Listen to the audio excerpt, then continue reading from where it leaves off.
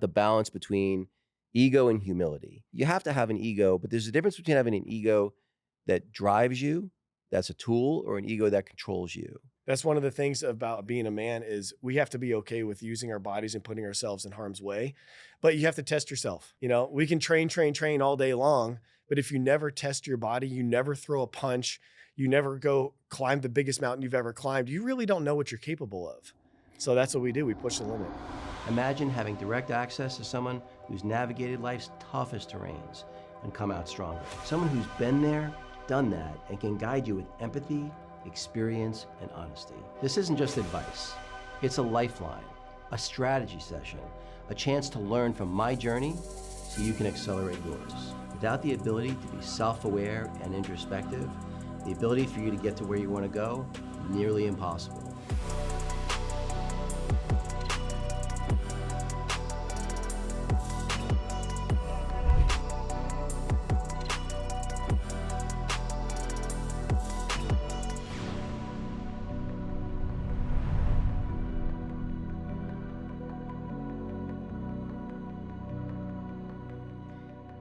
Hey everybody, welcome back to the David Guttman podcast. Really excited about my guest today, Justin Cross, ex-Navy.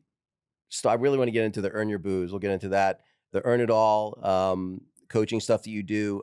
I want to hear about your True North, I guess retreats, right? Yeah. And you got a podcast too, so a lot of stuff to get into, biohacking, all this cool stuff. So, but maybe just part of what I always try to do is when I come across people that are successful, that are well-rounded, especially those people that have maybe taken the road less traveled. I think that's really inspiring to people. So maybe talk a little bit about childhood, what your folks did, siblings, stuff like that. Sure. So I grew up not too far from here in Scottsdale. Both of my parents were music teachers. So they both since retired now. But, classic music teachers, band teachers, and learned how to play, trombone and trumpet and piano and all those different things. They were, of course, my music teachers, because how are you going to have parents that are music teachers and not learn in music, So I was a band nerd too. I played trumpet, marching band, jazz band, orchestra, you name it, the whole 9 yards. Wow. Did pretty well. We won our state competition for marching band when that was a big thing here back in the day. I graduated in 02. So 02 or 01, I think 02. But I grew up here in Scottsdale and decided to join the Navy. Did that for 4 years from 02 to 06. We were just talking. A big reason why I joined was because of 9/11. I was a junior in high school when that happened and didn't want to do any college. So decided to go do that. But long story short, we can talk as much aerospace as you want. But got into aerospace after the Navy for 10 years, did really well in that, and essentially hit a ceiling where it was obvious to me I had to get out and go out on my own and see what I'm made of. So 9/11 was a big influence for joining the military. Was there anyone in your family, lineage that was in the military, or maybe friends of the family, and how come you chose the Navy versus a different branch? Sure. So I had an uncle who was in briefly, but he got injured right away in the Navy back in the day, so he was out. Another uncle was in Vietnam. It was a helicopter pilot. Crazy story with him. He was blown out of a helicopter, out of the windshield that he was flying, and survived. Nobody else did in the chopper. And so those were my main influences around that. My one grandfather was in the Army in World War II, never deployed, but was, over here waiting to go. He was an officer, but never deployed. So there's a little bit of tie into the military, but I've always been fascinated with that part of human history. If you think now, like the world is the easiest it's ever been to live in. Like we can have food delivered and the world's so easy, But if you think about any other generation, we had World War II, World War I, we had all these different conflicts, and go back 1,000 years if you want. People have always been fighting and dying and sacrificing and leaving their families for a bigger purpose and a bigger cause. And when I saw 9/11 happen, part of that kind of hit me in the head. Because I was like, I don't want to go to college. I'm done with music. I don't want to do that anymore. I want to go do something. I want to be a part of something bigger. I want to have a bigger purpose in my life. And when I saw that shit going down on TV, for me, it was like, well, I'm like the perfect age. I don't want to go to school. How about I go do that? So I went right in after that. But I had a little bit of tie back to the military. But the reason why I joined the Navy, I was working at Sam's Club right here in North Scottsdale. It's not here anymore. My buddy Donnie comes in one day. We were in high school pushing carts and stuff. And he goes, hey, I'm joining the Navy. I was like, oh, interesting. All right. So I went to the recruiters. I talked to the Marines, talked to Air Force, talked to Navy. And long story short, He was already in the Navy. My uncle was in the Navy. I love the water. I love boats. So I decided I was going to do the Navy. Well, so the you didn't want to. So you're a band nerd, Yeah. but you don't want to go to college. Those don't usually go together. And then, if I remember from watching one of your podcasts, you then actually said you got a lot of education when you were in the military. Yeah. So then you decided, okay, I don't want to go to school, but I'm going to go to school. Yeah. Like engineer of all things. So I did decent on the ASVAB. So they put me into avionics, which is weapons, radar, communications for fighter jets, essentially.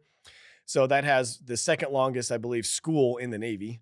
So of course I jumped immediately right into some advanced school and had to learn about, electricity and wiring and all that kind of stuff. And then when I got out of the Navy, I went into college then. So I have a bachelor's degree in technical management from Embry-Riddle. And I stopped my master's degree in aeronautical science 3 classes shy of graduation, because that's when that light bulb moment went off and decided I was getting out of aerospace. Got it. So I did a significant amount of school after trying to avoid it. Yeah. Okay. That's funny how that works. I remember when I finished undergrad, because I was a good student, but I never liked school, like ever. Same. I mean, I wrestled in college, and honestly, even though I went to a good school, I cared a lot more about wrestling than I did about education. And then when I remember telling my dad I was going back to get my MBA, he was laughing at me. I'm like, I knew you were going to go back. I'm like, fuck you. Yeah. I think I kind of knew then that what we were learning with, all the different things, especially with math. I always had a thing with math, like against math. I was like, there's no way I'm ever going to use this. Right. I can barely understand it now. I'm not going to memorize it. And yet here I am, class after class after class after class. I just knew it didn't make any sense. Yeah. So I didn't want to do any more of it. And here we are today in 2025. You're not really even allowed to use your own brain to do math. Yeah. You have to use algorithms and computers and all this. And now we have AI that can tell us anything in an instant. So I don't know, maybe I was ahead of the time with that. Well, it's funny, you think about the disruptions in the last 2.5 decades, the internet, social media, crypto, and now AI. I mean, those are 4 unbelievably huge disruptors all in a relatively short period of time. Right. And we're just getting started with it. Especially the AI stuff. It's unbelievable. Yeah. How good it is. And one of the things I like to think about a lot is when quantum computing merges with AI. We're in a real potential Skynet situation, because we just don't know. Like you said, we've never been here. It's brand new. Right. AI is already learning exponentially faster than people had predicted. And now as computing gets better and faster, once AI is put into that, we really don't know. We have no idea. Well, it was funny. We was having dinner last night with some friends, and we were talking about the AI stuff. And my wife and I have a new little puppy, and he was a little sick. And so she was asking ChatGPT for advice or whatever. And it was literally, she like literally formed a relationship with ChatGPT. It was like, oh, our dog's name is Cavi. Hey, how's Cavi doing? Right. Update me tomorrow and let me know how he, like, it's like wrote a poem for her to make her feel better. It was like, and there's this guy I listened to, I don't know if you know who Scott Adams is. He wrote the Dilbert cartoon, but he's kind of a philosopher. He's written a few books. And he's predicted, and this might be a good segue to some of the men's stuff that you're doing. He predicts that within 5 years, something like 25% of men will only have a romantic relationship with AI. Yeah. And it's like, but because again, the bottom 25% of men have almost no romantic options. Right. I mean, it's a good point. Porn is prevalent and basically everywhere. It's free. It's easy to access. And now, to your point with AI, have you seen, do you ever use Grok? Oh yeah, that's my primary one I use. Me too. That's my favorite one. And it's so easy, especially just going to X and it's right there. Yeah. But I also downloaded the full Grok as an app, and they do have a chat in there where you can go have romantic conversations with this thing. Really? Yeah. So to your point, for guys, especially that don't have a significant other, maybe they're not successful in the dating scene, that is like a whole other thing, because now it's not just watching something on the screen and getting your dopamine hit from videos or whatever. Now they can actually go and talk and get feedback and be told that they're sexy or they're handsome or they're confident or they feel good, and they can, and it'll never say no. And it's a weird thing. And now we have these bots coming out. So 25% is probably going to be a low number. You might be right. And not only that, but it knows every book you've ever read, your favorite books, your favorite movies. Yeah. It can, can repeat them back to you, give you insight. I mean, it's a little scary. I hadn't even thought about it, but you're right. Once you marry that with the quantum computing, who knows? We really just don't know. So I wanted to, let's pivot to the retreat a little bit. I do want to talk about the Earn Your Booze stuff too, because when I was watching some of that content, I just had a lot of curiosity questions myself. Sure. But before, I'll come back to that later. let's talk about the retreats because I'm really curious about your opinions. I have some strong opinions about, sort of the Jordan Petersons, the Andrew Tates, the people that are sort of providing, guidance in various forms to some of the same people you're probably trying to do it with. And Right. I'm curious how, how you think about it differently than maybe a Jordan Peterson does or an Andrew Tate. Sure. So I've had the pleasure of listening to Jordan Peterson in an event like front row, and you can just tell the guy's absolutely brilliant. Absolutely. The way he carries on and is able to connect stories over 30 minutes, and you can just hear it's just incredible. So I'm blown away by him. What Andrew Tate and guys like Peterson are very good at are getting boys, men in general, to kind of wake up a bit and think differently, think for themselves, and maybe reconsider like who they are as a man and what they're supposed to be doing with their roles in life, either with a family or with others.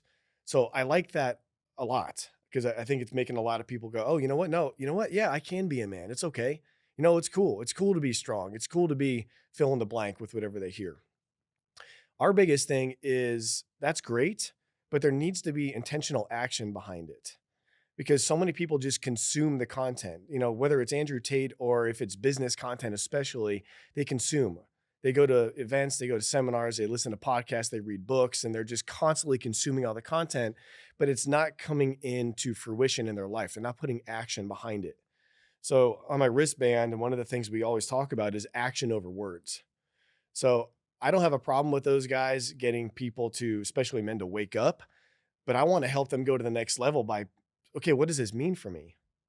Because it's not, who cares, like if you hear a great sound clip or a great podcast or you get this confidence inside of your head, if it stays in your head, nothing really changes. Right. You need to know how to implement that into your life. So that's a big reason why we do in-person retreats called True North, is to take these kind of things. And I've taken lessons from, I've taken one from Andrew Tate, but I get them, I get them from everywhere. It's one of the cool things about a podcast is we get to meet so many cool people. And Adam and I have been in this space for so long that we develop lessons that we know guys have heard and resonate with, and we make them do things in person to see what that is actually like in real life, if that makes sense. Well, I know that if I remember from listening to one of your podcasts, you talk about you've got it sounds like a somewhat rigorous application process to even go to those True North events. And I guess because my experience is the same. So like years and years ago, before I was deciding whether I was going to get a degree in exercise physiology and open some gyms, or if I was going to get an MBA and do more entrepreneurial, sort of more traditional entrepreneurial stuff. And I said, well, let me do personal training for like 6 months and see if I like it. And the part that I did, and I hated it. And what I didn't like about it was no matter what I did, and I didn't have like a rigorous application process to be sure. But most people ultimately fail. You have like a 10% success rate because most people are lazy. Yeah. Right? Yeah. And what occurred to me was your application process gives you a really good self-selection bias. The only people that are going to go through that process, one, and you have a scholarship program, which is great, but most of the people are having to pony up some money. So they have a little bit of financial skin in the game. Yeah. And they've had to complete this application and so on and so forth. So they've got some level of commitment. That's probably got to be a huge, and to your word, actions, right? Those are actions. You had to write a check and you had to fill out an application and you had to, put yourself out there. I would think that'd give you a way higher success rate, because they have to take some action. Totally. It is a great way to vet people before they come there because we are serious about transforming men, but we can't just be serious about it and have unserious people attend. So we need guys to show up that are actually, okay, and it doesn't mean that you have to have anything going wrong in life. Some people do show up and they just went through a divorce or they got some shit going on in their life and they need to rebuild themselves, maybe find a new identity or just build confidence and be around other guys. There's a lot of people like that. We also have people come, their life is awesome. They're doctors and entrepreneurs, things are great, but they just feel like they just want more. They just want to do more and they want to see what we have to offer. So that application is pretty long because yes, one, we want to see if you're willing to take the time to fill it out. Because that's starting to paint the picture if you're serious about change or not. Right. But then two, like we do a lot of stuff that makes people, uncomfortable on purpose. Nothing weird, but like we are doing things throughout the day and throughout the night that are completely different than your normal life and your normal environment. And we're starting to paint that picture to make sure that they understand what they're getting into. Because that is really what it takes to change, in my opinion. Right. Like you need to actually physically go somewhere else most of the time. So that's why we go to Sedona, Arizona. We want to pluck you out of wherever you're at, Miami or Phoenix or anywhere, to come somewhere completely different. Give everybody the same shirt. We make the guys share a room. You get your own bed, but you share a room. And everything is essentially completely different than how you live your life. It's physical, mental, spiritual, tactical. And so by the time they leave, we have not had anyone that said, man, I didn't get what I needed out of this, or I didn't get something out of this. Does anyone ever bail? No. Really? No, I think we do a really good job at getting them to buy in the beginning. Okay. And then when you're with a unit, call it a unit, you Yeah. got 30 guys, Sure. 25, 30 guys. When you see, like, even if you want to bail on one of the things we're doing, or you're just not into it, but you see that other guys are into it, Yeah. that really does help crack your ego to be like, you know what? Because that's really, if you are going to leave, it's an ego thing. Sure. Maybe you think you're, too good for it, or you're above it or whatever. But man, we've had some guys come that are just, most of their life is completely dialed, right? They make money, they're confident, everything's cool, but you can't escape all the things that we do. Something is going to get to you and realize, okay, I do have some stuff to work on, or I do have another level to go to. Huh. Now you guys, there's, I think you didn't say it specifically, but you sort of alluded to it, at least in the podcast I was watching, that you make them do some sort of physical, I don't know if it's like a simulated fight, or, Brazilian Jiu-Jitsu match or wrestling match or something like that. What do you do along those lines? That's really interesting. Yeah, well, think about our role as men. Actually, I have a story for you from yesterday, actually. Right up here in North Scottsdale, I just finished a workout, and I was just taking a walk with a buddy just to kind of walk it off. It was like a hot Pilates class, and we were just beat, Yeah. So we're walking it off, and there's a guy walking around in a very nice area. No bums, no crime, no nothing. But this guy was just angry, and had a folded up knife in his hand that I noticed, because I pay attention to what people are wearing and what they're carrying and whatnot. And he's just kind of agitated and he's pacing. Long story short, I called the cops on him. So they came and did their thing, because I learned at True North and other places, you do not want to mess with somebody with a knife. Yeah. And I mentioned that to answer your question, because us as men, we really need to understand it is our job to stay vigilant. And if need be, it's our job to protect others, other men, women, children, and all that. So one of the things that we do at True North is we bring up my good friend Michael Johnson from Shockwave Defense. I should introduce you. You would love him. He's absolutely awesome, hilarious. He's like the Black John Wick monkey. Yeah, yeah. he's just awesome. But one of the things we do is, we do some simulated fighting. And one of my favorite exercises we're gonna do every time is, you know what a bob is? No. It's a freestanding like mannequin that you can punch. Okay. It's kind of like a heavy rubber type thing, and there's water in the bottom so it doesn't tip over. We basically, like, so say you and I are going together. Adam and another guy will hold the bob still. You and I are on a team, but we have to fight each other in a nice way to land shots on Bob. Okay. So what that does is immediately one of our reactions might be to kind of fight each other because we need to get to him. But no, we're supposed to be kind of on a team, but fighting for that. So it makes you just become really aware of how your body works. So now I'm trying to push you out of the way without hurting you so I can land shots on Bob, but then you're picking me up and moving me around. Right. And that's because, like, guys really need to understand what it's like to fight, because why not? We started this conversation out talking about how so many men and women, but especially as men, have died in their prime because of war and conflict and evil. We think these days that life is so easy it doesn't exist anymore, but it does. And yesterday was a good example of that. My training from that just had me notice this guy who was having a bad day. I don't know if he was on drugs or what, but he was obviously very angry and had a weapon in his hand. Right. Dozens of people walked by that had no clue. Yeah. And so we stood there while the cops came and just made sure it was okay. But that's one of the things in my opinion, about being a man, is we have to be okay with using our bodies and putting ourselves in harm's way. But you have to test yourself. Yeah. We can train all day long, but if you never test your body, you never throw a punch, you never go climb the biggest mountain you've ever climbed, you really don't know what you're capable of. So that's what we do. We push the limit. There's a reason Fight Club is such a phenomenal movie, 100%. right? Yeah. I mean, yeah, because guys come alive with that. Yeah. Because especially as guys that go to the gym all the time, think about how many men train all the time, but then they avoid any sort of conflict. They don't ever want to get punched. And I get it. Who wants to get punched? Right. You know, but once you kind of crack into that and you see that, oh no, I do have a fire in me. I am capable of this. And especially after you do it a few times, Right. the butterflies go away. You're not as nervous. You realize, oh wow, okay, this is what it means to be calm, cool, and collective. Because I can go from just being cool and on the couch to violence if need be. But me knowing that I can do that makes me more confident. Jordan Peterson talked about this specifically. 100%. Where he's I was like, just thinking about that. Yeah, he was basically saying like, being a pacifist, if you can't fight, you just can't fight. You're a pacifist because you don't have a choice. 100%. The person who can fight, who doesn't, that's the person who has control. Who chooses not to. That's right. Yeah. Yeah. So yeah, 100%. So that's a little bit of what we put into action and into practice. Well, so by the way, it's funny when I was listening to it, when about the True North stuff, I would say I have a brother who lives here in Gilbert. It's part of the reason why I'm moving out here, and he's really good guy, but he's my height and he's probably 330 pounds. Yeah. And he used to be an athlete, and he's lost weight and gained it, and he's really struggled. And I'm thinking, man, maybe I need to get him at True North. Yeah. So. Yeah, it's such a well-rounded experience.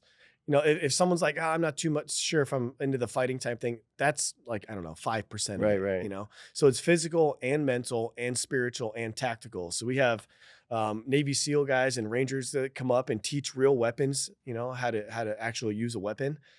We have Michael Johnson, who teaches knives and hands, but we also do breath work. We do a lot of mental work where we face our demons. And again, there's no women, there's no ego, there's no booze. Like it is just us men that want to work on ourselves, so it's a place where if somebody needs to lose weight, really what they might need is that mental click to, okay, I actually need to do this. Yeah, it's not honestly, it sounds like part of me is like, maybe he needs a near-death experience to because again, he knows how to lose the weight. Yeah. It really is, it's a mental thing. And there's something blocking him. Yeah. And unfortunately, a lot of guys are, like you said, they're waiting for that. Yeah. Waiting for a stroke or a heart attack or something. But a lot of guys, when it comes, they don't get a chance to recover from it. Yeah. So we have to be more proactive with that, especially that weight. Like you have to get that weight off. Yeah. And it's not difficult. Like even just starting to walk every day, he probably doesn't walk very much if I had to imagine. Yeah. He the problem is he uses food for comfort, and that's a problem. Yeah. Well, so let's talk a little bit about the balance between ego and humility. It's something that's, that I've thought about a lot, especially here in the last couple of years. Yeah. I've seen, because, people, especially entrepreneurs, you have to have an ego, but there's a difference between having an ego that drives you, that's a tool, or an ego that controls you. Yeah.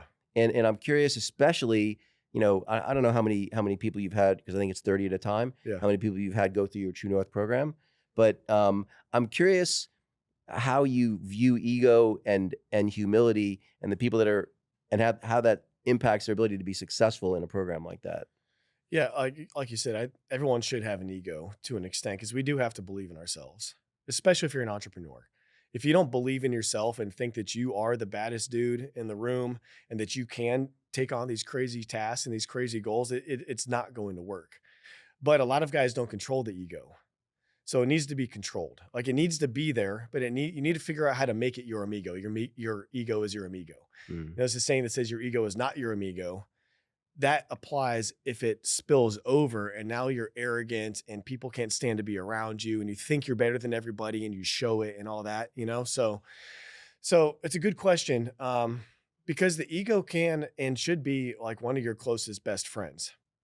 Right. But if you let it take over, it'll quickly become your enemy and someone you don't want to be around.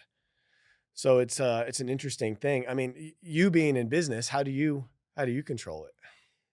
For me, I'd rather be happy than be right. Yeah. I like being right. Yeah. But my whole thing is, what I realize is, here's how I think about it. When I was 25, I look back when I was 20 and I'm like, man, I was such an idiot when I'm 20, but now that I'm 25, I know I got stuff figured out. Sure. Then when I was 30, I look back on 25, man, I was an idiot when I was 25, but now that I'm 30, I kind of know a few things. Yeah. I'm 59 now. Yeah. I know that when I'm 69, I'm going to look back on 59. What an idiot I was at 59. So when you've been wrong enough, and even if you're Elon Musk brilliant, you're still wrong something like 30% of the time. Sure. How can you be so sure this isn't part of that 30%? And so I think people that really do have some wisdom understand that, one, no one likes the person who acts like they're the smartest person in the room, even if they are. Right. And you're still going to be wrong a ton. And being open to being wrong, because what I think, so I really like a lot of what Jordan Peterson does. I think people like him, like a Ben Shapiro, like a Sam Harris. These are super intelligent people. Yeah. IQ's way higher than mine, but I think they have a very particular blind spot. I think that when you become emotionally invested and your brand is around being right, that it makes it really hard to take in new information. Yes. And I think that, like, in Jordan Peterson's case, the whole thing on him being on benzodiazepines and all the, him almost dying and having to go to Russia and all of that. I'm sorry, but as someone who's a mental health professional for as many years as he was, he should have known better. Sure. And I feel like that there's, but again, when you're emotionally invested in being right, and like Rogan pushed him on his podcast a little bit about it. Yeah. And he kind of wimped out of answering it straight, in my opinion. So Yeah. I think that never letting yourself be emotionally invested in being right is super important. I think if you can do that, you can retain a level of humility. And look, I think that, I'm sure it's true at your age. It's definitely true at my age. You've had life kick you in the teeth a few times. It's not that hard to be humble. Right.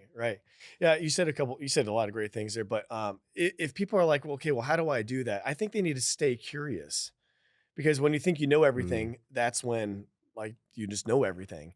And you're right. That business of being right, it's got to be exhausting too. Always be fighting, always, like, the political stuff is totally exhausting. Yeah. But I think if people can just remain curious about everything and think critically, those two things alone, I think, can keep you from becoming someone that people don't want to be around. Because I do like to, the way I think about myself and I talk to myself, I am ultra confident in who I am and what I believe and what I think is right. But I don't really let that come out a lot, because I want to absorb other information, and I have no problem staying curious and challenging my own thoughts and my own beliefs. Because why not? Right. Why wouldn't I take some new information from you, or maybe from someone that I maybe on a completely different, side of the aisle from? Take their information, stay curious about it, apply some critical thinking to it, and maybe change mine a little bit, or maybe not. But most people don't let themselves do that. They get stuck in this confirmation bias. This is what I believe. I'm never going to change. And I think that's why it's so hard for really society and culture and politics to change, because people are so just, aligned with their mission, or this is how I am, this is who I am. Man, how about you just think about it a little bit? Because you probably would change how you think. Well, I think I like to say I have strong opinions loosely held. I'm the Oh, that's a easiest good way to put it. person, Yeah. easiest person to convince I'm wrong. Like, I will have a strong opinion, Yeah. and I'll be like, here's what I think, and here's why I think it. Yeah. If someone says, oh, well, here's the false premise about why you think it, I'll be, oh, I totally didn't get that. Right. I was totally wrong. And by the way, people respect, it's part, the curiosity is an interesting point. I think it's part of the reason why Joe Rogan is so appealing to most people. Yes. He's just curious, Right. One, he's way smarter than people give him credit for. Yeah. But he's just there having a conversation, and he's like, yeah, they faked the moon landing. They didn't fake the moon landing. They did fake the moon landing. Like, whatever. Like, he's not I think that anytime you tie your identity to anything, Yeah. it becomes a problem. I mean, remember growing up, I tied my identity, to being an athlete. And then when, I was no longer an athlete, if you can't move your identity and make it a little bit more flexible, imagine like a professional athlete, someone like, that was one of the sad things about Kobe Bryant. He was one of those guys that was going to make that transition. You could just tell. Yeah. So sad that, it didn't, obviously it was sad that he died. Right. But, so many of these pro athletes, you're the guy from the time you're 6 till, you retire at 35 or 40 or whatever. Yeah. And now all of a sudden, there's no roar of the crowd anymore. And if that's your identity, man, that makes the second half of your life kind of suck. It does. And people don't realize they can rewrite their story at any time. Right. Anytime. Today, you could decide, you know what, I'm going to not wear black anymore, and I don't like this. I'm going to completely change how I do it. I'm going to have a cartoon podcast screen, and I'm just going to get into goofy stuff. Right. Who cares? If you want to do that, you could do that. But people get so stuck in who they are, they don't think they can change. And like, especially if you've had some success in an area like athletes or business or whatever, they hang on to that. But like, you don't have to. You can rewrite yourself out of a bad narrative or out of a good narrative into another good narrative anytime. Yeah, you get to reinvent yourself as many times as you like. And, I remember when I started this podcast like 6 months ago, a bunch of people were like, you're doing what? Yeah. And I was like, yeah. And they're like, but you've never done that before. I'm like, everything I've ever done at one point was something I'd never done before. Dude, 100%. I love it. I love moving. I love big changes. I love getting into new projects. A lot of people freak out about that, but for me, I think it's cool. I like the newness in life. I really do. I like the challenges. Well, the one thing that's certain about life is you're going to have a ton of change. Yeah. And if you can't embrace change, if you see change as an injury to you, like, Right. as I think I mentioned to you, we're going to be relocating to Scottsdale from Miami. And my wife and I are super excited about it. Yeah. Hey, where's the new restaurants and coffee shops and which apartment, what area? We don't even know any of the areas. We're asking everyone for Right. their advice. And it's really fun and exciting. And, it's sort of a little bit of a restart, which is always exciting. Yeah. What we were talking about a minute ago, one of my favorite things, it's a superpower, is to be able to say, I don't know. And a lot of people are scared to say that because they always want to be right. Yeah. Even you moving here now, it's how freeing is it to say, I don't know where we're going to live, or I don't know where we're going to hang out. Like, I don't know. That's great. You don't have to have it all figured out. Yeah. You'll figure it out along the way. So I think if more people are willing to say, like, I don't know, I don't have all the answers, but I'm willing to consider new things, that is a sign to me that they're willing and able to change, kind of back to what we do with our coaching in True North. You got to be willing to change. And if you're willing to say, I don't know, or just, teach me something, great. You sound like a coachable person. Let's talk. Let's figure some shit out. Yeah, I think that the whole ego, humility, coachability, it all kind of ties together. I mean, look, if someone doesn't have a growth mindset, I don't know. I think that like a lot of things, there's a duality of everything. Your strengths, your weaknesses. Yeah. But to me, a growth mindset, it's mostly a blessing. There's a little bit of a curse there. Yeah. Because it's sort of like once you realize you're in the matrix, now you're like, well, okay, now I got to do something. Right. Yeah. And that's why personal development can be kind of a crazy bug to catch. Like, I love it. It's great. Like, we should always try to get better. But sometimes it's like, oh man, do I need a 3-hour routine this morning? And, I need to go to every seminar, or I need to do this and do that. So I think that's where you need a good coach to help really guide you, so you don't just try to take everything on, because that's what happens to most people in fitness or in personal development. They're like, I want to get in shape, and next thing you know, they're in cold plunge, they're in red light, they're taking peptides, they're doing some crazy diet, they're working out with 3 different people, they're going to different classes, and they're immediately overwhelmed, and it doesn't work. Yep. Well, I remember I just went to I think I've been to 3 biohacking conferences in the last 8 weeks. One was my friend's, the CryoCon one I was mentioning. But I went to Brian Johnson had one in Miami, and there was another smaller one. The Brian Johnson one, it's like, I'm just not interested in going to sleep at 8:00 at night. Yeah. And again, I don't have to go to sleep at 1 in either. Yeah. I rarely drink, but I don't drink never. Right. I think that people don't know how to apply the 80-20 rule. Right. And for me, like, it was funny when I was younger, and I wrestled for a bunch of years, and I did competitive triathlons for a while, for about 4 years. And I was training all the time. Yeah. And now I'm doing exactly the opposite. Now I'm like, how can I shrink my workouts to the smallest possible time that's efficient? I can do a 4-minute Tabata workout. My VO2 max is 51 and a half, and I'm 59 years old, and I do 2 Tabata workouts a week. And I do that. They have this thing in Miami called Sweat 440. It's kind of like CrossFit for soccer moms. Yeah. But bottom line is I'm reasonably fit, and it's 40 minutes. I do a couple of Tabata workouts, throw in some infrared sauna, I'm good. Right. But people are like you said, they've got their whole life where that's exhausting. Like Brian Johnson, God bless him. I think there's some value there, for the world at large, but I wouldn't be interested in that lifestyle. No, me neither. And I'm in this space. Right. I have a wife, I have kids. Like, we have a couple businesses, like I got Adam, we've got a lot of stuff that we do all the time. And sometimes I'm like, okay, I got an hour to work out today. I'm going to make the most out of it. This is why most people, I think even the people that go to the gym and prep their food and do all that, and they've been doing it for years, don't get the results they want because they're just not being efficient with their time. They're not putting the right intention behind it. They're not being intense enough. Like you said, you do a couple Tabata workouts and some heated yoga a week, like your body will definitely change. I just did a heated Pilates class yesterday, and I'm still kind of wiped out from it. Right. It's great. So you really got to understand like how your body's going to change. And this is why I'm such a big fan of coaching and being a coach and having coaches. I've had coaches for years, and I always will. There's always something to learn from somebody else.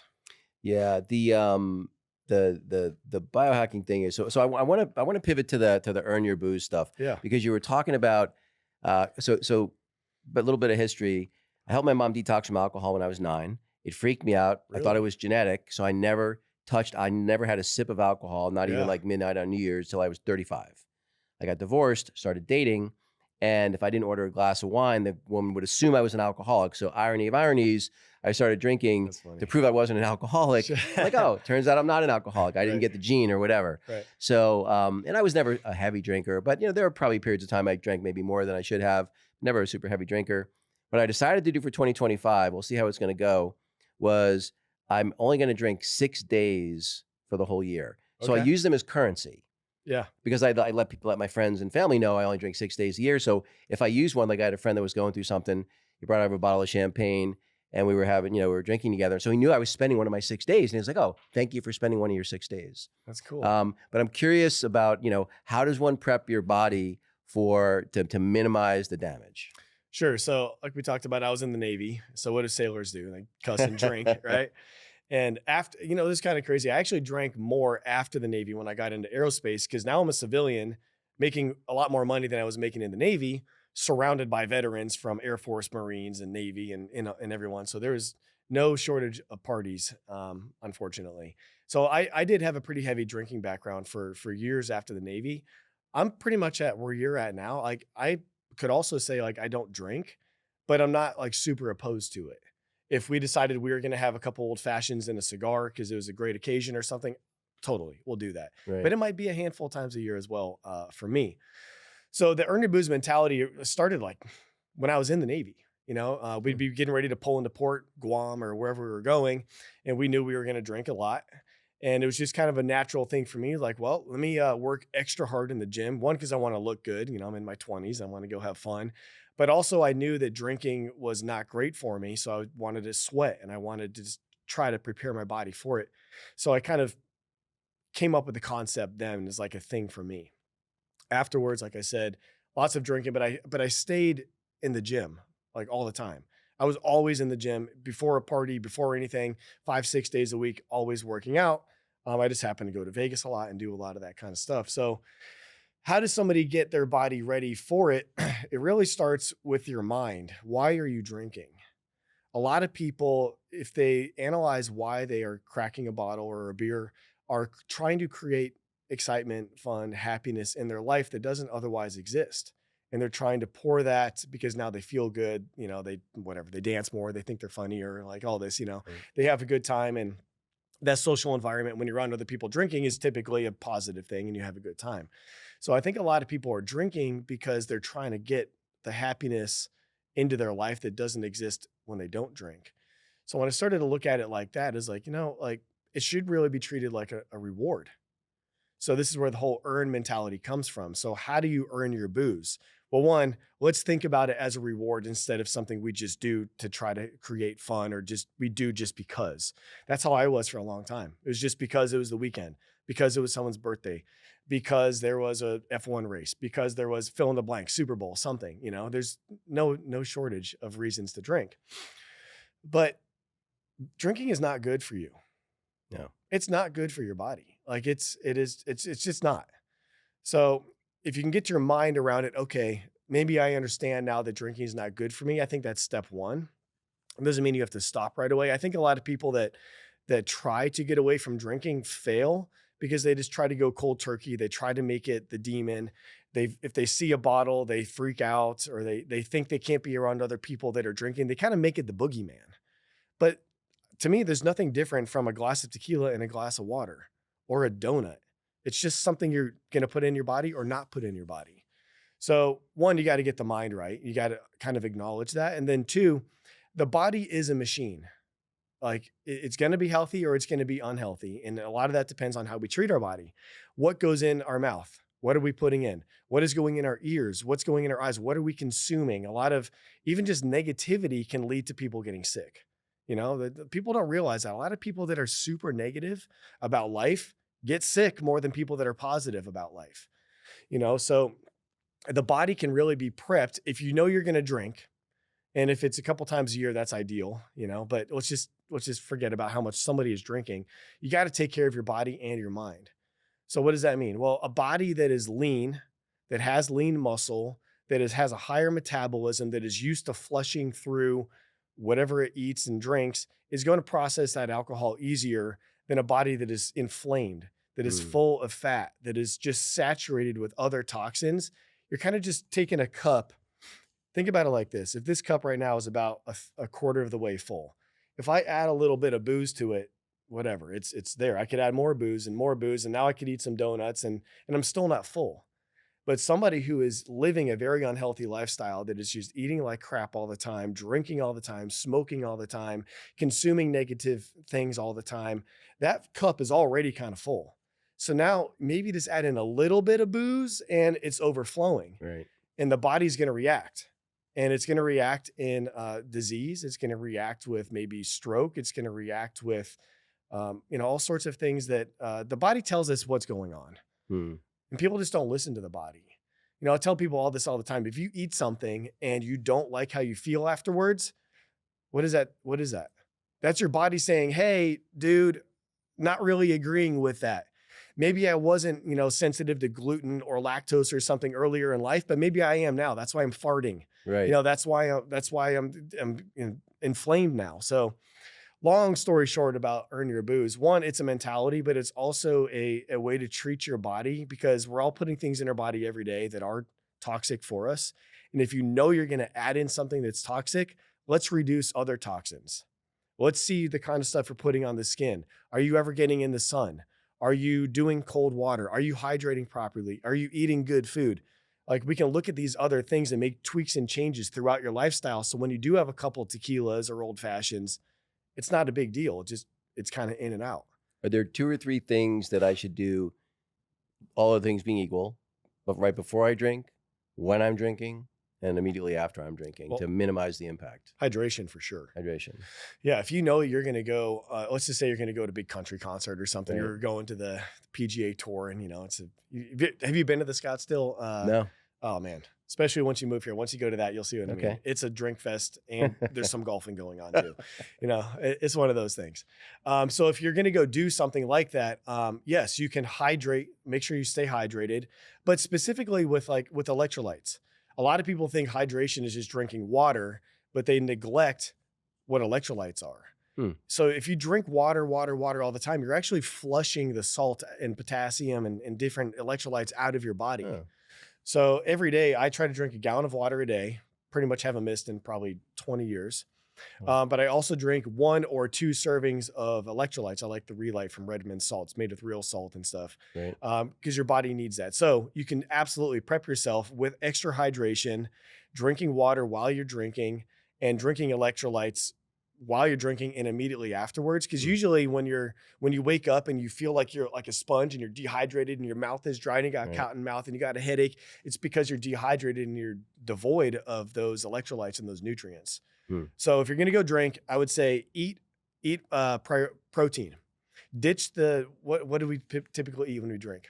Usually carbs. Crap. Yeah. Fried food, carbs, pizza, easy to, stuff like that. So prioritize protein all the time, but especially when you're drinking, and hydrate with electrolytes. Those 2 things right there, especially if you don't normally do that when you drink, will make a big difference. Okay. So from before we came on camera, you're married now. How long have you been married? 11 years. 11 years, and you have a daughter? Yeah, 6-year-old daughter. Okay. 2 older daughters that I hate to say are stepdaughters, but they are 24, 25. Okay. Don't live with us any longer. So I just have my Gina and my Gianna at the house. Yeah. Nice. And so, so tell me a little bit about, your decision to get married. I had a disastrous first marriage and a wonderful second one. My second and last marriage. I have a 25-year-old daughter from my first marriage. She was great. Awesome. But I'm curious how the decision to, because I don't know if you know who Naval Ravikant is, but he basically says he's this really successful guy, well-rounded, early investor in places like Facebook and Uber and gazillionaire. But he's pretty well-rounded. He's healthy and fit. Seems like a good dad, good husband. Just like a decent moral compass. Rare these days in business, it seems like. And but he says the 3 biggest decisions you make are going to be what you do for a living, where you live, and who your romantic partner is. Right. And if you screw up any of those 3, those are expensive decisions to potentially to undo. So I'm curious how you thought about that decision for yourself. Yeah, so I'm 41, been married, what was say 11 years. I think I got married when I was 29, right before I was 30. So kind of late for by some standards, I guess. Right. But basically, I found the right one, because we've been married for 11 years, and we have probably fought, I would say, 2 or 3 times in Mm. 11 years. We're just very compatible that way. So you got to find somebody that I don't want to say is easy to get along with, because she's 100% Italian, 5'2", scariest person I know, and has no problem like telling me anything. Like if I'm being weak, or if I'm being an idiot or anything, she will use whatever expletives and words she wants. Grew up with a 100% Italian family that fought in World War II for the United States and everything, and she's just a complete alpha. Um, but um, I really do. And actually, this I've never thought about it like this. The role of men and women is ultra important in a household. So even though my wife is very strong in her convictions and who she is and what she believes, and has no problem barking at me about anything, she knows that I make the decisions and she wants that. This is not me saying I'm the man, I do this, like, but we Yeah. have these roles where she does what she wants to do and how she operates. She wants me to make the big decisions. Mm. She wants me to lead the family. And I think that's a great thing for us to do as men and as husbands, is take on some of that extra burden and that responsibility. Even when it comes down to making the decision. This has nothing to do with like I'm better at making the dinner choices or where we're going to live or anything. It's not that I'm smarter or better, but when you make those decisions, like you just said, how important those decisions are. And sometimes our ladies don't want to have to deal with that pressure. So if we can take that on, to me, that's just part of the burden that we were supposed to carry for them. Yeah. So when I met her, we dated for years, probably like 5 years, because she had her 2 kids, and I had no kids, and I was single. I was just out of the Navy, and just had my dog, my boxer, and a quad and a truck, and just all the typical stuff. And to me, it took a long time to come around to marry somebody that had kids already. Mm. Because in my mind, when I was younger, I was like, well, I just want to make a family. And I had this vision of how I thought I was going to get married and make kids and go on and so forth. But it was the best decision I've ever made. Mm. Those kids, my stepdaughters, my daughters are phenomenal. They're great. They're both geniuses. One's essentially a chemical engineer, and the other one's a microbiologist. And Wow. they're phenomenal. They're funny. They're great. And they've been great for me to grow as a man. Cause having stepkids is a challenge. When you have the other dad there, and there is a lot of butting heads with stepkids. But going through that for a long time really helped kind of develop me. And now that I have mine, who's 6.5 years old, I'm like, oh man, this is actually a lot easier, because she actually just likes me just because I'm dad. Right. Right. Um, so long story short, being married is great if you're married to the right person. Yeah. Well, yeah, yeah. Have it. It's funny. Um, my second and last wife. I said I would never get married again. I said the Yeah. Earth will stop rotating on its axis before I get married. In fact, I Sure. told some close friends, if I say anything about getting remarried, Stop me. rendition me to a black site and waterboard me until I recant. Right. And anyway, I realized the laundry list of reasons why I wouldn't get married, they just didn't apply to the person I was with. We've been together 9 years, now married for 2. Yeah. And when we met, she was 23 and I was 50. Yeah. And people are like, what do you have in common with someone so much younger than you? I'm like, she's a human being. What do you have in common with another human being? It's Yeah. amazing to me. But so that's interesting. The other thing that's interesting is her and my daughter, who's 25, so they only have like a 7.5 year age difference. Right. Thank God they're super close. Right. They get along great, because that would have been a disaster Yeah. if they didn't. Yeah. Because I'm only 16 and a half, 17 years away from my stepdaughter. Right. So I mean, that could theoretically work if I had kids young, but people know that I didn't. Yeah. Yeah. But I still have daughters that are only 16, 17 years younger than me. Yeah. Yeah. That's Which right. is great. I really do think it's an honor. It is an honor to be able to lead younger people. And this is kind of carried over from the family into what we do as a business. I love to work with guys that are younger than me, so I can give them the shit that I've messed up. I can give them the lessons that I have learned earlier in life and faster, so they can, do whatever they're trying to do. Well, it's interesting, you talk about the more traditional gender roles, even though, like you were saying before we went on camera, that your wife's an engineer, obviously very intelligent, and yet sounds like she's completely comfortable with, allowing you to lead the family. That's generally my experience. I mean, it's not that there are no edge cases, but most women want the man to lead if they're being honest. Yeah. I mean, and why not? Like, just like we talked about earlier about protecting, and looking out for people. We all know that's my role.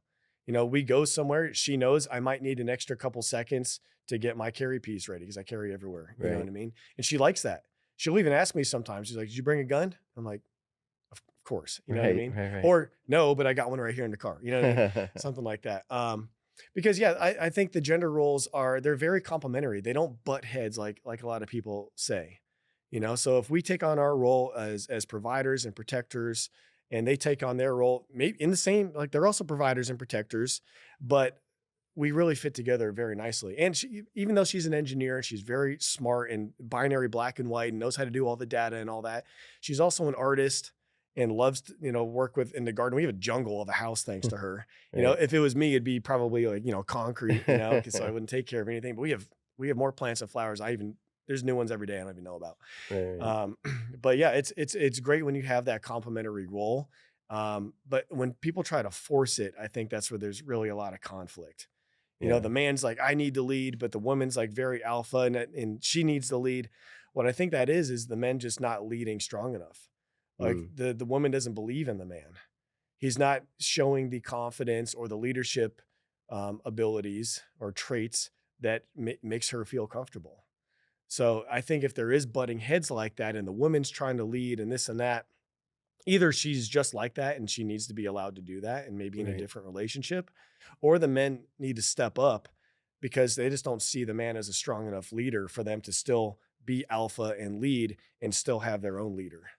Yeah, there's I don't know if you've ever heard of this guy, John Gottman. He wrote a book called The Four Horses of the Apocalypse, I think it was called. Yeah. And he did this study that he's well known for where they basically recorded couples having a disagreement. And they would record it and they had like an algorithm to like time slice each second and score it. And they could predict with something like 95% accuracy who would still be married in 5 years. And they had the Oh, wow. same video reviewed by relationship experts, and they were only right like coin flip, like 50% of the time. Yeah. And what it came down to, they had this very complicated algorithm, but it basically came down to the fact that if either person had contempt for their partner, it was over. Right. It was just a matter of when, Right. and how bad of a train wreck it was going to be. Yeah. It's like that's the other thing. It's like my wife and I are very similar. We've never said an unkind word to each other Yeah. in 9 years. And it's not that we haven't had, I wouldn't even say we've had fight. We've had disagreements. Mhm. And we have conversations about the things we disagree on, and then we come to a meeting of the minds, Right. right? And she's open to hearing what I have to say. I'm open to what she has to say, and I think that if you assume positive intent, right, that takes you like 90% of the distance. Imagine that communication is kind of everything, huh? Yeah, Yeah. yeah, and and I think that I can't remember the name of this. I see her on X all the time. Kind of an attractive. I think she's Middle Eastern. She basically says that a man should never be with a woman who isn't really attracted to him. Yeah. And again, which doesn't mean she can't be out of your league looks wise. I mean, my wife's definitely out of my league looks wise. But it's like, and that's the other thing too. Like, if you're a man, you can tell if your partner is really attracted to you. Yeah. You can't fake it. Like, you know what I No. mean? Like, No. how affectionate do they want to hold your hand? It's not even just when you have sex. It's the affection. And you're with someone for any extended period of time, you can absolutely tell if someone's attracted to you or not. Oh, 100%. Yeah. Yeah. My wife and I are still very much just any chance we get, hug, kiss, like Yeah. slap on the butt and like all that. And like that hasn't changed.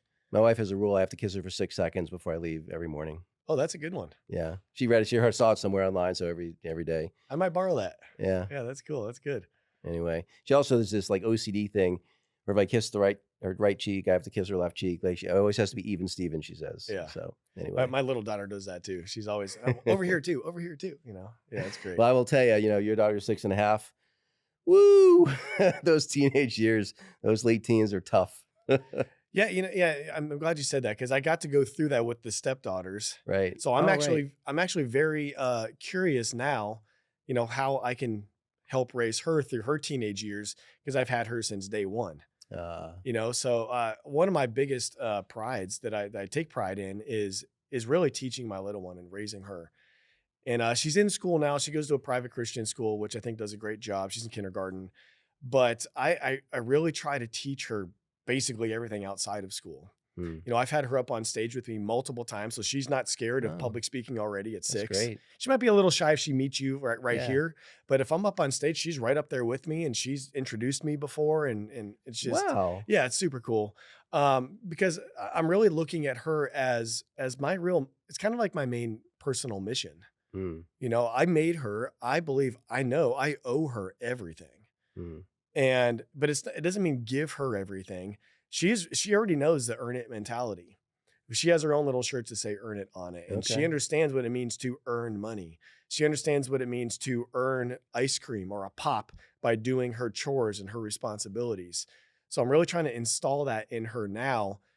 So hopefully as we go through those teen years, we can try to avoid some of the more struggles that people go through. It's funny. I'll let you know. When I have friends that have daughters, they're like, "Oh, I'm gonna be polishing the shotgun when the boy comes over to pick her up for the date." Like, you're thinking about it all wrong. Like, teach your girl how guys think, how the world is, and let them navigate. Yeah. Because that's a fool's errand if you think you can't be there 24/7. It's No. not possible. No, that's a very good point. Like, you think they need to be scared of dad. Like, no, they need to be scared of her. Seriously, I pity the guys that my daughter dates. Yeah. Literally, like, I'm like, man, you poor schmuck. Yeah, I love it. Sounds like Well, you're raising good daughters. she's a good kid. I mean, look, there's strong. I mean, look, the part that's very different from my situation is I got divorced when my daughter was 1. Mm, So, and had a very, very contentious, situation with my ex-wife. She moved yeah. away. It was a mess. Um, but ultimately we did develop a fantastic relationship. But man, it took a lot of effort. What I would say about I'm curious your opinion, having a young daughter yourself and having had the experience with your stepdaughters. How do you decide, or how do you think about how much suffering to let her experience? Because your knee-jerk reaction is that you'd love it to be 0, but then you're robbing them of actual growth. Yeah. How do you decide where to draw that line between, obviously homeless on the street, too much, Right. Right. but where's the right balance? That's something to keep your eye on all the time, in my opinion. My wife and I, we talk about this a lot with our little one, with our 6-year-old. And it starts even with letting them understand the ramifications of them not doing what they're supposed to do. That's where it's starting to bring a little bit of that suffering in. Mm, Like, why can't I have a pop? Well, because you still haven't put your shoes away. Very right. simple type stuff. But we don't shield her. So she asked me something very interesting a couple weeks ago. We let her watch the shows and movies that we're watching for the most part.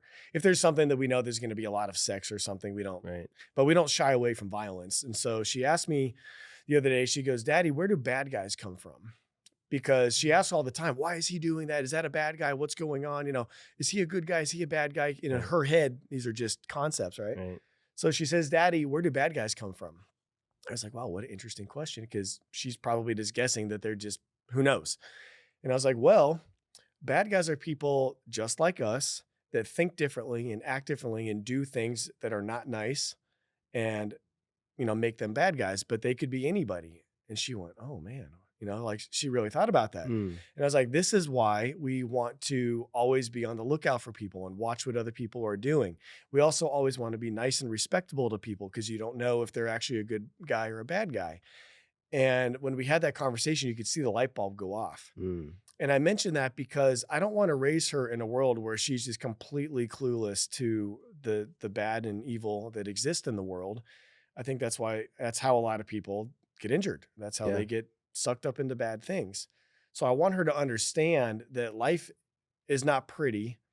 However, I understand she's completely innocent as a 6-year-old, and I do want her to have a lot of carefree fun and just to run and blow bubbles and do all Yeah. that Yeah. stuff and have fun. So it's a mix, to answer your question. So we absolutely let her just have fun and play with her animals and, do her thing and just be a cute little kid. And, I don't go on X every day and fill her in on the latest thing about World War III or anything like Right. that. But she does know, and this is why we started with the good guy, bad guy thing. She does know that when we go out in public to stay close with daddy or mommy or Jessica, whoever she's with, just because Right. we're going to go have a good time and everything is great, but we're always just going to make sure that we, stay close to mommy and daddy. So I think it's very important for our kids to understand that, one, they do need to earn things in life. And that's very difficult with kids because we have to give them everything. Like she doesn't make any money, you know, Right. she can't make her own food really. You know, we have to give her all these things, but I want her to understand that as she's getting older, she is taking on more responsibilities because that's what mom and dad have had to do. And that's what we do. You know, the reason that we go to the store and she likes to pay now and we're able to put this plastic thing on the thing and get $1,000 of groceries is because we have earned that money to do that. And so now she likes to go and try to pay with her little ID. And so anyways, I'm just trying to install some real world, you know, life lessons Mm. while she is still an innocent kid. And I'm really hoping that's just going to kind of help open her up to, you know, what it really takes to be successful in life. So flash forward 25, 30 years. She's in her 30s now. Yeah. What would you want her to say about you? I would want her to say that I was there for her and she has good memories of us doing fun things together for Mhm. sure, but that she also, you know, learned a lot from me and that I was there. Mm. You know, because a lot of parents are physically there, but they're not like mentally or emotionally there. They don't show up as leaders and educators and support systems for their kids, unfortunately. Yeah. So, you know, whatever struggles come her way, which are inevitable because she's a human, I hope that she's able to say that my dad was there for me and he helped me with this or he guided me through that. Or I'm glad it would be great if she was able to say something like, I'm glad that I had to go through these kind of difficult things on purpose. And I realized my dad put me through those things because it really made me aware or it made me strong or it made me confident. I would love for her to be able to say some stuff like that and know that it's real, you Yeah. know? That's nice. Well, what about faith? Are you a spiritual or religious person? Yeah, I grew up Lutheran, it's confirmed Mhm. Lutheran, I think, in middle school. So that's a good question because one of the things that we do at True North is spiritual. And I mention that because not because to talk about the retreat, but a lot of guys are missing that aspect. And it doesn't mean you have to be religious. You don't have to be Catholic or Lutheran or, you know, Muslim or Jewish or any of those things, in my opinion. But I do think it's important to have a connection with a higher power. Because if you think about what that higher power is, it's kind of like the ultimate level that we want to try to achieve to be like. We want to try to earn. We never will. But if we just look at worldly and earthly levels of wealth or respect or influence, those are kind of easy to achieve and kind of be happy with. And I think that's where we might kind of get lost with what is a greater purpose here. But if you're Mm. always like, man, there is a perfect level that I could achieve for, or a lot of the lessons, no matter, you know, what you subscribe to for religion, a lot of the lessons that come out of them are great because they're about being better people and helping other people. So for me, I don't go to church, but it's not that I avoid it. I just, on Sundays, I get up and I do the family thing. But I have a thing where I pray very often with my little one, Hmm. with my 6-year-old. She goes to a private Christian school. And so she comes home and asks all the time about Jesus or Moses or these, you know, David. She's kind of obsessed with the David and Goliath story Mm. right now. So we actually just started watching that. That's on, Oh. I forget, Amazon or something. Mm. Um, but yes, I've always had a connection with God and it has always helped me. Mm. Always. And like one very easy example is when I went to boot camp. Um, Classic thing happened to me. Girlfriend broke up with me while I was in boot camp. Right. And at the time, you're 19 years old, 18 years old, whatever it was. You're devastated. Like that's your whole freaking world, you Yeah. know. And I was in boot camp, and I was just kind of laying there, kind of distraught about it. And I just started to pray, and I basically said like, "Hey, if you have anything for me, any advice or whatever, like just I'm ready for it," you know. Mm. And I had this little tiny pocket Bible, and I opened it, and the first thing my word said was basically like something to the effect of, "When things go wrong, don't worry, I'm always with you." Mm. Something to those effect, and I couldn't believe it. I just literally opened the very first thing I read. I was like, "Whoa, well, that was a sign." And you know, that happened to me probably with my earliest big struggle, which was at 18 years old, join the military, big life change, girlfriend leaves you, the biggest issue at the time, Right. Right. and the scripture was there for me right then. Hmm.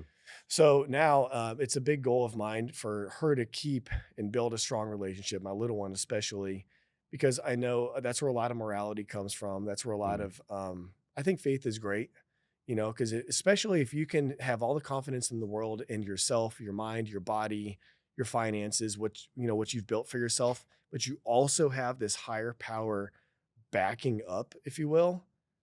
To me, I think that's kind of like where everything comes together. Well, it's a journey I'm on myself. I consider myself very spiritual, and faith is something that I've been seeking. And life just continues to put religious person after religious person after religious Yeah. person in my path, which one could argue is a sign. Yeah. um, Absolutely. and I'm open, so we'll see. I'm on that journey, but Have you but ever done breath work? a little bit, a little bit. I've had some very big eye-opening revelations for me spiritually with breath work. Interesting. Yeah, the very last thing that we do at our retreat is a breath work session. And Is it like, I don't know, you know what rebirthing is, or is it like that where you sort of like hyperventilate, or is it? yeah, Okay. essentially, yeah, we have my good friend Katie.